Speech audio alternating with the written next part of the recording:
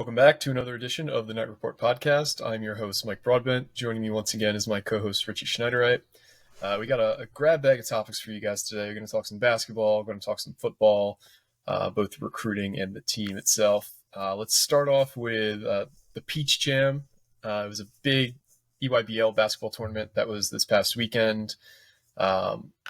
Several of Rutgers' top targets played there. Just kind of wanted to go over their performances. So I guess right off the top, the winner of the tournament was not any of the teams that Rutgers had a heavy influence on. I believe so the New York Wrens, who DylanHarper plays for, made it to the semifinals. They lost to the Vegas Elite, and then in the finals, Vegas Elite played against a team called Team Takeover. Yes. And Team Takeover ended up winning the tournament. So let's just talk about who had some really standout performances. Richie, you have, I believe, the stats of all the guys in the tournament. So let's just kind of like run them down one player at a time. Yeah, obviously the most obvious one is DylanHarper. DylanHarper was number 2 in PeachJam in scoring with 21.2 points per game. He had 5.7 rebounds, 3.3 assists, 1.7 steals. Like, the man just had a hell of a tournament. Shot 52%, 36 from 3, and then 76 from free throw. I know I said this to you off pod, but his EYBL stats were great, but his free throw percentage was yikes for a guard. He was shooting 59% all throughout EYBL, all throughout, May, June. And I guess early July is when PeachJam hit. And then all of a sudden it was 76% during PeachJam, that little 6-game span, whatever it is. He came into the EYBL circuit as a consensus number 1. I don't think there's any question about it. He still is. He's been dominant on the floor every time he's touched the court. And he just continues to do his thing. I mean, Dylan is what he is. I don't think anyone's shying away from that. And there's really only so much you could say, because his game just keeps getting better and better, and he keeps improving on the little things. Like that little free throw percentage thing is huge to me, because you're going from 59 to 76. I know it's a small or a big sample size compared to a small sample size, but it's still pretty good over a 5-game span. So that was a big one. I'm trying to think of who else was out there. MeleekThomas Jr. is another one. I don't know. I don't know if he's a junior. I might have said that wrong. Yeah, he's not. Somebody else is. Brandon Stores, I think you're thinking of. Yep. Brandon Stores Jr., yes. Another Rutgers guy that they're targeting really heavily, that they really want to get involved with more. Steve Hayne coached his dad in high school, college. I forget what it is. It's one of the two. There's a couple other names out there too, like Darius Acuff Jr., who's went from the 2025 class, one of the bigger names. He went from unranked to number 15 in the country. The Family AAU program, which is a program that you guys probably want to get familiar with at this point, because Marlon Williamson has deep connections to the city of Detroit and Michigan in general. And that's where the Family AAU stems from. He also worked for them for 9 years as head coach and president of youth operations over there. So I think if anyone that's notable from the Family AAU program is probably going to get a Rutgers offer at this point, as long as Williamson's on staff. However, it's going to be really tough to take him out of state, it sounds like, because Michigan and Michigan State are pushing very heavily. And then there's Kentucky, of course, and Calipari is all over this kid. So that's another one to keep an eye on. And then the other big name that I guess we didn't really mention or haven't really talked about in a while, which is crazy to say, is Lathan Sommerville. He had some decent numbers in the EYBL circuit, but then PeachJam came and he put up even better numbers. 11.8 points per game, 5.4 rebounds, almost 1 block per game, and shot 49%, which is pretty good for him. And then 65 from the free throw line. It's nothing crazy. He's playing with Bradley Beal Elite, who I think stems out of Georgia, but I could be wrong on that. So he obviously plays down at the Skill Factory in Georgia, but that's going to change too, because I believe he's going back home to Illinois to finish out his senior year. But he's had some impressive games. Overall, like he's had a really good summer, and he's a candidate to watch to move up too. Other than that, I mean, there's a couple other names. Like I said before, MeleekThomas had a good summer. Darius Acuff Jr., Trey McKenney is another Family AAU guy to keep an eye on. Nigel James out of I forget which EYBL team. Was it Team United? I forget. Or New Heights Lightning. I don't know, but regardless. I think he was on the same team as Jalen. What's his name? There's too many names. I'm getting them all confused. Yeah.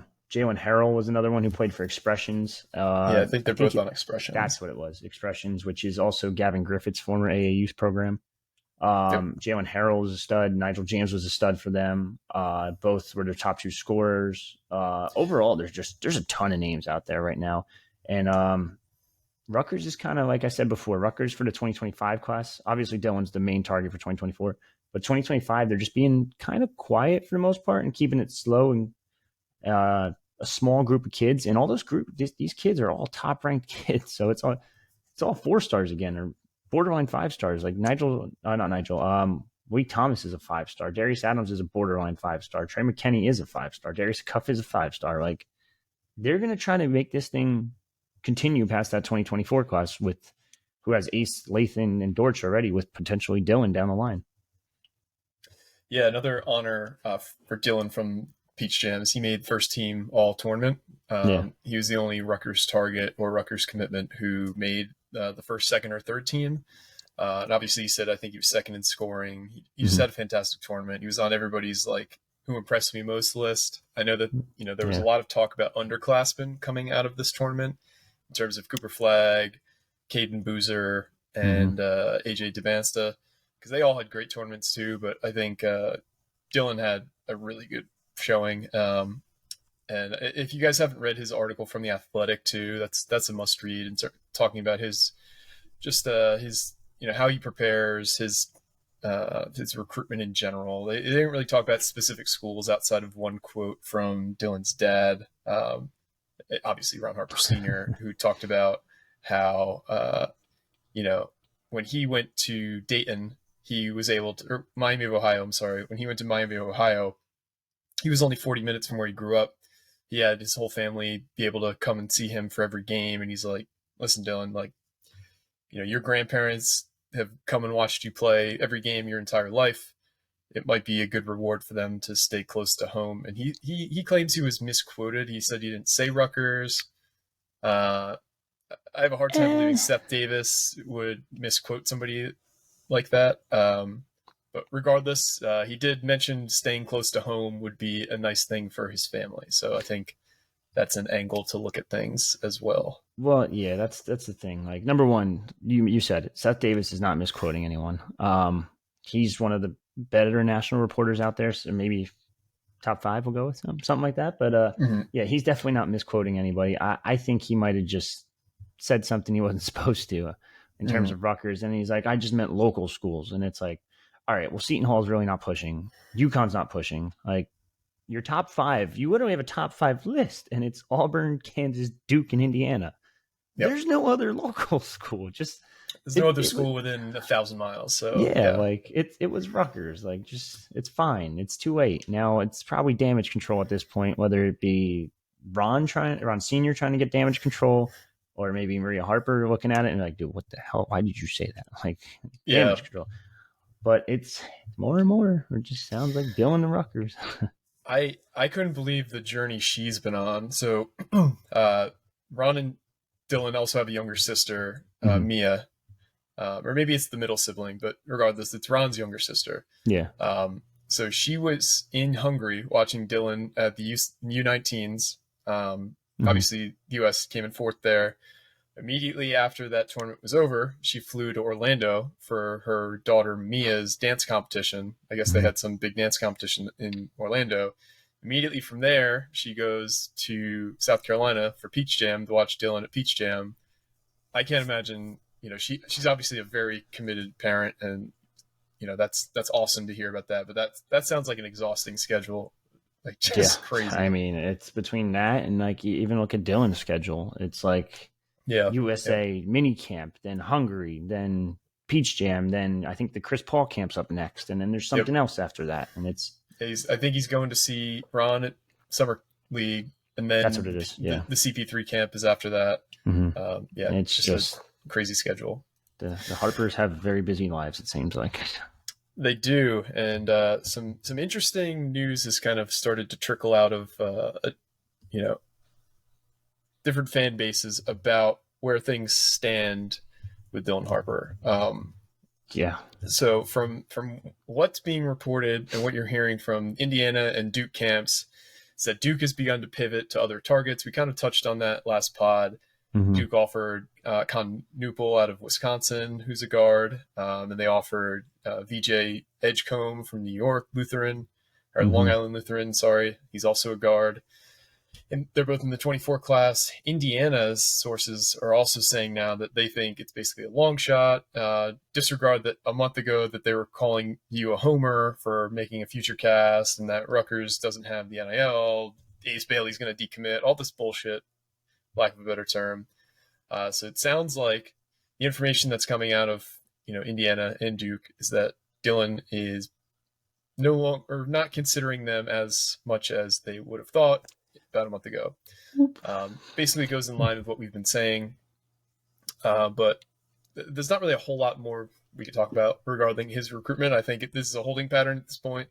He's got a busy summer. He's said that essentially he could decide anytime between after PeachJam and the middle of his high school season. So yeah, who knows when that's going to happen? It's a total guessing game. But I continue to feel really strongly about where Rutgers stands here. I think the national narrative now is Rutgers has a significant lead in his recruitment, which is kind of what we've heard simmering for a while. But yeah. Yeah. Sorry, I didn't mean to cut you off. Just looking at Jerry Carino's article based on Dylan's schedule, he's going to be watching Summer League until the 17th, and then we'll work out with Ron as well. August 3rd to the 6th, the CP3 camp in LA. And then August 10th to the 13th is the Nike camp at Nike headquarters in Oregon. And then August 18th to 20th is Slam Summer Classic in New York City. So it's just bounce.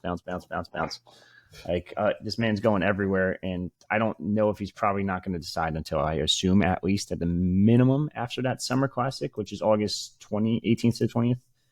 And then in terms of his recruitment, you said it. Like Indiana sounds like they're backing off. Duke, we already know, started to offer other guys because they're starting to back off. It sounds like they're going to offer Jalil Bethia too, who a former Rutgers target at one point. And then also, like, I don't know if you noticed it. I'm sure others have noticed it. Not the only guy with a Rutgers future cast anymore either. That's right. That is right. So Richie made his future cast for Dylan on May 25th. Yesterday, Jackson Collier from the Arkansas site put in a future cast.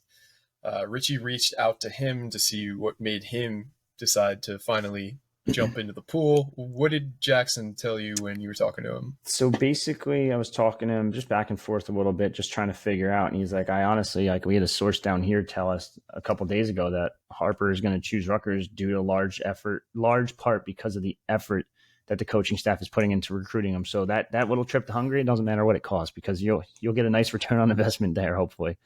But yeah, it just sounds like Rutgers is starting to leak out a little more and more that Dylan the Rutgers is a lot more realistic than most thought. I want to say 7 months ago.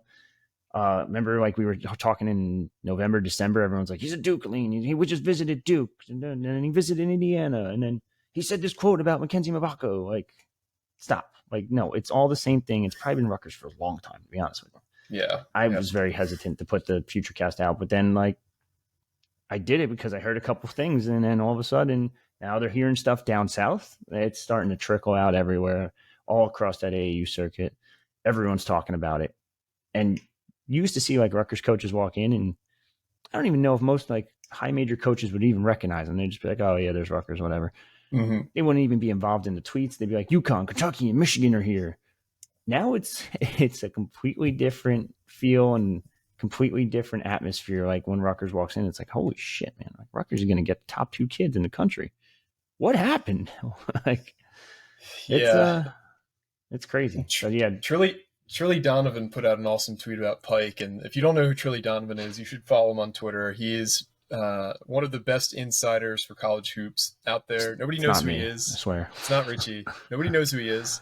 But he always has, if Trilly's putting it out there, just take it as gold. This is what he said on July 7th about Steve Pikiell. He said, there's no one that deserves to land a recruit more than Steve Pikiell deserves to land DylanHarper. Every time and that's Dylan, steps between the lines, Steve is there. If Dylan had to play a game on Mars, Steve would hop on one of those space rovers to make sure he's courtside. It will pay off. Now, take that for what it says, and what you could read in between the lines there, but Charlie's not making posts like that about coaches. He'll make he'll say like good news coming soon, and then he'll post a GIF of maybe Mike Woodson, or he'll post a GIF of Rick Pitino. The West Virginia Mountaineer recently I'm looking at. Mm-hmm. But he doesn't go and gush about coaches like this really ever. So to do that about Pikiell really says a lot. It's Troy Donovan, Steve Pikiell. Ooh, that is a thread I don't want to pull on too hard. Let's not speculate on who Trilly might be, because I like the idea of him just being this wizard behind the curtain. But yeah, it works. Yeah, it definitely does. But no, I really think he's spot on with this. I've been saying it for a long time. I said it last pod. I think I said it the pod before that. There's been rumors about Dylan being silently committed to Rutgers for a long time now. And this is just leaning more and more towards that actually being fact, between Duke backing off, Indiana backing off, who were the top. I mean, you could argue Duke was number one at one point. Yeah. And then Indiana was a distant third, which still, that's two of the top three programs. Now, the Kansas rumors are heating up again. And I think that's mostly NIL driven, and most of the fact that they did send an assistant coach out there as well to Hungary to watch him play. But I just think this is more and more Rutgers. Like, I really think this is just a matter of when, not if, at this point. I really think DylanHarper will be a Scarlet Knight when it's all said and done. And that's why my future cast has been in there since almost 2 months now. So I'm pretty hyped that I'm going to be the first one to have it right. Yeah, and honestly, I don't believe, like, for a person like Jackson, and I don't know him, but the information that is out now is not any different than the information we were hearing 2 months ago. That's kind of all I'll say about that. So very good vibes coming from that situation. But let's pivot a bit. Let's talk the portal for basketball. Obviously, we still have 3 open scholarships for the 23-24 season. We don't anticipate all 3 getting filled, but we do expect 2 to get filled. So let's start with the player that we think is most likely to fill that first scholarship. That's Austin Williams. We kind of did a deep dive on him at some point recently, but he, just do a quick, in case you missed it last time. Austin Williams, he started off his career at Marist. He then transferred to Hartford. He had 2 really good seasons at Hartford, and then he entered the transfer portal before last season, went to Florida International, hurt his knee, didn't play at all last year, re-entered the portal this offseason, and it sounds like things have gone exceedingly well there, and I expect him to end up at Rutgers. But what do you think is holding things up here? It sounds like it's more or less just him finishing out classes at his former institution. He apparently was on campus again on Monday, I believe it was, according to Richard Kent, which would be his second time on campus in the past week and a half, 2 weeks, something like that. He also visited Duquesne and Manhattan. Manhattan makes a lot of sense because his old Hartford coach is over there now. Duquesne is just, I don't know, he just visited Duquesne. If he wasn't a 7th-year guy coming off an injury, I feel like he'd have a lot more interest. But it is what it is, and I think he's a good player, and I think it's just another situation where it's a matter of when, not if, he commits to Rutgers, and we're kind of just waiting on it, to be honest. It's just a waiting game at this point, and I think it should come out sooner rather than later. I know him being on campus for the second time on Monday, we kind of thought it was going to happen by Monday. Didn't happen. I know they're just waiting for a couple things to happen off the court, and once that stuff's done, it sounds like a summer class, which should end in the next 2 weeks, I believe, sometime within the next 2 weeks. I think once he gets that degree, or maybe a second degree, because he's a 7th-year guy. No knock on the 6-year guys that take 6 years to finish college. I was one of them. It takes a little bit, Once the student debt's still there, so we'll see what happens there. But luckily, he doesn't have to do that, it seems like, so or deal with that at least. So we'll just wait and see what happens. But it's a matter of time. I really think he's going to be a Scarlet Knight, and I think he's going to be a starter for the program immediately.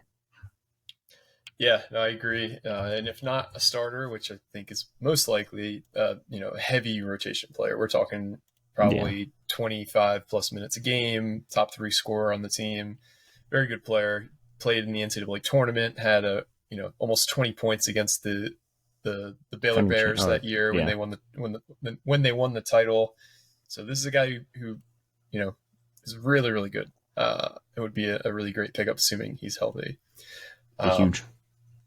So I do want to talk about something we haven't really discussed before. I know where you're going. Yeah. So I had a few sources reach out to me saying, "Hey, have you heard anything about this?" And I kind of scoured, and turns out that this is credible. So you may know Jahvon Quinerly. He is the former Alabama guard who entered the portal. He's a New Jersey kid. He started off at Villanova. When he was in the portal the first time, or I don't even know if the portal was around back then, but when he transferred from Villanova the first time, there was some pretty heavy interest on his end to come to Rutgers. That didn't work out, obviously. But I'm hearing Rutgers is making a push for Jahvon Quinerly. Now, the problem is Jahvon Quinerly was making a lot of money in terms of NIL from Alabama. He primarily left Alabama to make more money, and it is not an insignificant amount of money. I'll just put it out there. It is a lot. He has a very big offer on the table from Memphis. Now, Whoa, Memphis, surprising. They cheat. Big shock. Yeah, I mean, well, this is kind of above board at this point. I guess so. So yeah. from what I've heard, he's kind of shopping around right now to try and get a bigger offer from Memphis, or to get the best offer, period. Now, Memphis kind of knows the schools that are also pushing don't really have the resources to match what Memphis is offering. So I just want to put it out there that I don't expect Jahvon Quinerly to end up at Rutgers, but Rutgers is making a strong push to land him.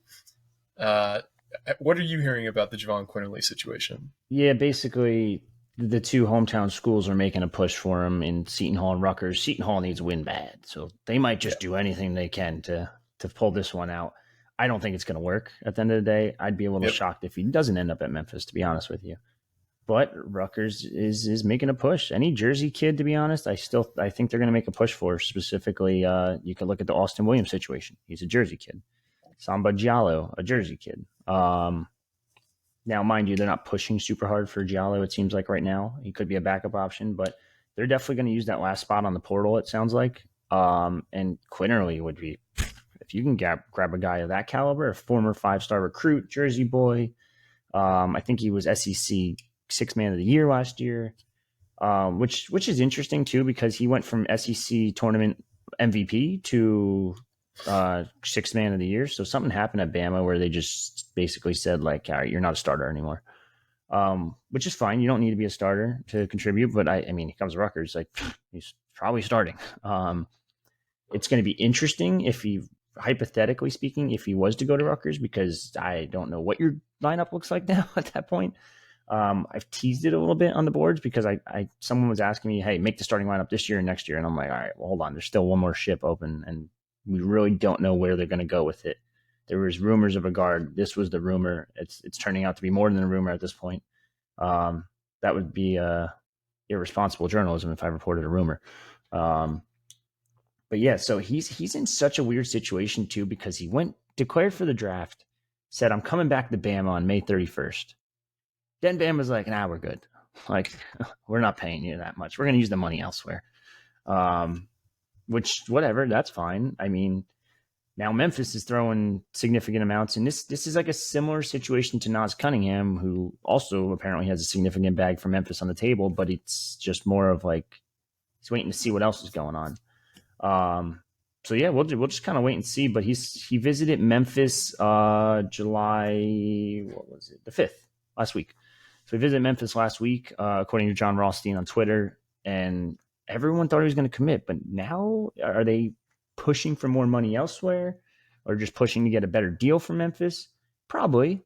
But, who knows? You never know what might happen, because if anyone can pull this one out, I'd probably trust Steve Pikiell over everyone. That man might as well just have the magician's hat, because he has so many. He'll pull a rabbit out of the hat. He's got cards up his sleeves. He'll figure it out somehow. Maybe there's a little Adidas card in there somewhere. Yeah, because if he does end up at Rutgers, which I do, like I said, I don't think he will. I want to preface that, but I don't want to get people's hopes up. But Rutgers is making a push.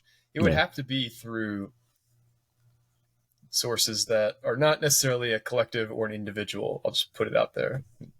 Yeah. It might be something you dream about all day, if you catch my drift. But yeah, it's an exciting. I think Pike has just a huge amount of confidence in recruiting now, as seen by the targets he's going after. Breaking through with these high 4-stars and 5-stars, I think, has given the program an amount of clout that it didn't have a few years ago even. So they're shooting for the stars. They're aiming high, and they should be. But stay tuned, because I expect him to end up at Memphis unless something crazy happens. But I thought it was worthwhile to report, since they are pursuing him at the moment. Yeah. You fooled me there for a sec. I'm not going to lie. I had to look it up. All day I dream about sports. Mm-hmm. Or soccer, depending on what sport you're talking about. Cat's out of the bag. Yeah. So sorry, follow the money there. Threw me for a loop. I was like, what the hell are you talking about? A big name that did enter the portal today. I don't know if Rutgers will pursue, but he is a New York guy, Chris Ledlum, who was formerly a Harvard player who transferred to Tennessee.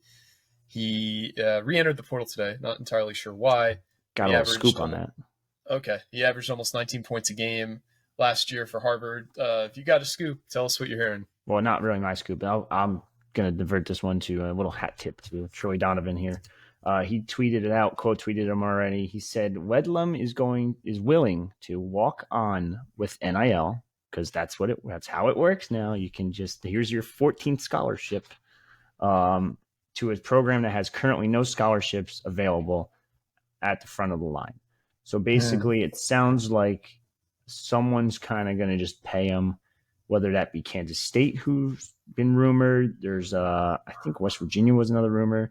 UConn technically has no scholarships available. St. John's has no scholarships available. And I'm just naming teams that are notable with NIL. So, I mean, that's probably the first I think that would be publicly known about, where I'm actually going to walk on. I don't want the scholarship, and I'm just going to go with NIL. Yeah, and this already happened with St. John's. So St. John's is already one scholarship over the limit right now after Simeon Wilcher ended up there. So it sounds like they've already given somebody a pretty substantial NIL deal, and they had to walk on. So if he does end up at St. John's, they'll be now 2 over, and they also are waiting for an Iona player who it sounds like is going to end up at St. John's to graduate, Dennis Jenkins. So they potentially could be 3 over the scholarship limit. Slick Rick. Just doesn't care, man. So again, a guy I don't fully expect to end up at Rutgers, but somebody who I know we've mentioned before and is from the area and would fill a position of need for Rutgers. It's interesting. So let's pivot to football. There was a pretty big news item that dropped yesterday. Chase Winowich has announced that he is changing high schools for his senior year. Yep. He currently, I guess, goes to Detroit Country Day. He decided to transfer to Notre Dame High School in New Jersey. If that sounds familiar, it is because that is the high school of quarterback commit AJ Surace. Apparently, they've grown really close, and Winowich will now be his running back next season. What are you hearing about this situation? Yeah, I talked to Gabe about it yesterday. So everyone's speculating his brother went to Lawrenceville Prep. He's got to have family out here or something. That makes a lot of sense. And talked to him, and he's like, no, my first ever time on the East Coast was his first ever visit last year. So he's like, I'm new to Jersey. I'll be honest with you. And then we were just going back and forth, and he's wants to early enroll, and unfortunately his school out in Michigan wouldn't let him, or it doesn't allow him to, I should say, which to me is kind of mind-boggling at this point that schools aren't allowing that, but whatever, that's fine. So it sounds like his coach was very receptive to it, very open to he's like, I understand, you want to get to college ASAP, you want to get in the weight room, do this, do that. And between him and AJ just hitting it off, it made a lot of sense for him to come and play with his future quarterback. It's going to make their team a hell of a lot more dangerous, I'll tell you that much. I know he's coming out August 3rd, he told me. So you got about 3 weeks to start packing if you're Gabe. And it's going to be a fun team to watch, and it makes my life a hell of a lot easier. I can just go to one game to see 2 commits now. This is great. Like, especially when it's quarterback running back duo. Like, but it's on the same. I don't even have to record offense defense. I can just record one thing. It's great. So, yeah, depending on, I guess, who Notre Dame plays this year, you might even get games with a commitment on the other side too. I looked into it too, and I forgot to even think about that factor. But whatever, it's going to be fun to watch them both play together. In terms of his recruitment, they're both 100% solid. They're both workout warriors, from what I was told, or the exact quote I was told. So I expect them to probably be doing just about everything together, whether it be playing football, studying football, being in the gym together. These two are going to bond. They're already bonded pretty well based on previous visits, but they're also the leaders of the class too. So that's something to keep an eye on. They do play Delran on. I was going to say, I was waiting for you to finish, but they do play Delran on Friday, October 13th. So gotta go to that game, right? Kenny Jones on the other side, for those who are wondering. Yeah, so that's one to keep an eye on, especially if you're looking at their schedule. They don't play really anyone great. But, for a team that struggled last year, I think this team's going to be a hell of a lot better with that quarterback running back duo. And it's going to be fun to watch them because they're both planning on early enrolling. Yeah. Yeah. I think you said they were quote unquote best friends now. So just about, pretty much. Just about. So yeah. Pretty cool that these guys get to play together. That's kind of it regarding football, other than training camp does begin the first week in August, so expect more news around that ramping up. Obviously, we know the Shiano rules. You can't really report anything, so we will give you as much as humanly possible regarding what's coming out of training camp. Yeah. But is there anything other than that football related that you wanted to hit on? In regards to Winowich, I know everyone always asks me this, and it's been a while since we really talked in depth about him because he committed on, what the hell was it? January 15th. So yeah, it's been quite some time since we talked about him. I know everyone looks at his profile. They're like, how the hell is he a high 3-star and only has 3 offers from Marshall, Maryland, and Rutgers? So I dug a little deeper to figure out more. He has a lot more than that, from what I'm told. A lot of schools like him on defense, and basically from what I was told, he's kind of just like, I'm good. Like, I don't want it. Like, I'm not tweeting it out. I want to be an offensive player, which is fine because I think he could be a damn good running back. And a couple schools have offered him at running back too. Most recently, I could tell you, like, Illinois threw an offer at him. He's just like, all right, cool, thanks, but I'm committed. Like, I'm good. So I think he's beyond solid. The fact that he's coming to New Jersey, it makes him even more solid. The fact that he's coming to New Jersey to play with his future quarterback makes him beyond solid. And I think he's a damn good running back. And I think they're probably not going to land Yasin Willis and Jason Patterson, and that's the last 2 uncommitted prospects they're after at running back. And I think that's okay because this kid is a certified stud, and he's bulky, he's huge. He reminds me size-wise of Dante Ayers. I don't know if you remember him.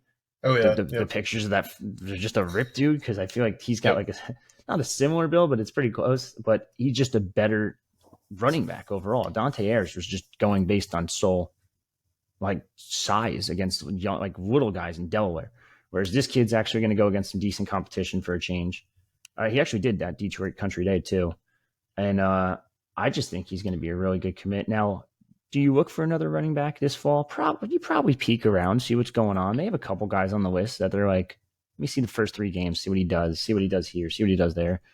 And maybe they still would like to add a second back, but it's not necessary either because technically, if you look at that running back room, everyone returns that's coming this year, it's on the team this year, returns next year. Aaron Young still has another year. Kyle Monangai, who am I missing? Jashawn Benjamin? Yeah, I think that was his name. Mm-hmm. He's young, but he's going to be good. And Sam Brown still has 1 more year, at least until he can declare. So as long as he does a good job this year and next year, I would be shocked if he stays past that. But yeah, I mean that's it's a really good commit. And the fact that he's in Jersey now, you can stop asking me where he would rank in Jersey, because I'll tell you right now, he'd rank number 11. Yeah, so just don't ask me. I think it's number 11, but he's technically, if we go based on star ranking, he's technically tied for 7th with Vabu Toure as well. So that's where you got to slot him somewhere in there. But hey, that's it. It's a damn good commit. And now you went from having 2 Jersey kids in class to now 3. 4. Yeah. 4. Jeez, I forgot Kaj. Yep. The newest commitment, obviously. So yeah, very good news item for Rutgers, because the closer you have them to campus, the less likely they will end up elsewhere as well. So yeah, this has to be something that the staff is pretty happy with overall. Yep. So all right, so that's all I got. That's all Richie's got. Guys, thanks for listening. Got one more thing real quick. You got one more thing? What has been going on with Rutgers basketball in these posters? Ron Harper Jr. posted someone yesterday. Mm-hmm. Then 2 days ago, Ace Bailey, with honestly one of the craziest poster dunks I've seen in quite some time, in high school or at least. And I was waiting for it because he dunked on this guy pretty badly. And it wasn't just one, because the second guy jumped with him too, but he had the opportunity to walk over him and he just didn't. And I'm like, damn, I respect you for doing that, for doing the right thing. But if you make a guy fall like that and he's right below your feet, you do the step over. Like, you have to. But the fact that he didn't kind of shows like he's a nice kid. He's not a jerk or anything like that. Yeah, he seems to have one of those dunks almost every game. So it's tough. It's like you got to really grade him on a scale, because he's putting kids on posters left and right. I mean, he's got a whole room full of them at this point. I can't wait to see him play in a Scarlet Knights uniform. I mean, triple-double in the opening game. Like, it was like insane. I know everyone hypes up Dylan. I love Dylan. I think he's a great player in his own right, and he's obviously great. He's number 1 consensus, but I might argue Ace might have a higher ceiling. I don't think that's even an argument. I think he has the highest ceiling. It's the size in the class, the skill set, and the size. It makes a total difference. And he's not just a scorer; he can defend too. Oh God, don't get me hyped up. I'm getting myself hyped up. Oh man. Well, Richie's about to make a mess of himself over there. So let's call it a day. Thanks again for listening. Thanks to everybody who's rated and reviewed. I know we haven't done a push for this in a while, but if you haven't rated or reviewed already, what are you doing? Come on. We need to continue this lead. We need to grow the lead. So if you haven't already, give us a 5-star review, like and subscribe on YouTube. We have hit the 3,000 subscriber mark that we were aiming for, but we want to see that thing keep growing. So if you haven't subscribed already to the YouTube, also don't know what you're really waiting for. But thanks again for everybody who supports the show, and thanks for listening. This has been another edition of the Knight Report podcast. Signing off.